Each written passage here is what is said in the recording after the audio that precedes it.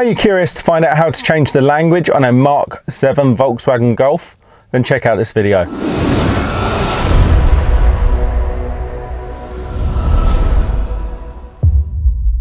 Hi guys, welcome to another Ross Perry Productions video and welcome to another video in this 2015 Mark 7 Volkswagen Golf.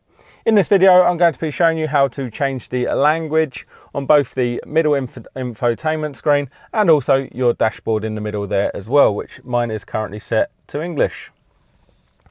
So nice and simple to do, and there is a whole range of languages that you can select from. So we're going to hit the menu button over there on the right hand side. We can then scroll all the way to the right and tap setup. And then you'll see screen, that's the screen settings for the brightness. We've got time and date language. We go down to units and all the others, but here's the language one.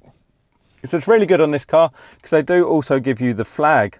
So if you do get locked out by a different language that you don't understand, you can just look for the flag. So just to show you how easy it is to change, just going to go ahead and tap French there just as an example. It does just take a little while just to change. And there we go, we've actually changed the language. So when we go back, you can see all of the menu is in a different language, in French, and we've got the center screen there in French as well. And then, like I say, nice and easy to get back to.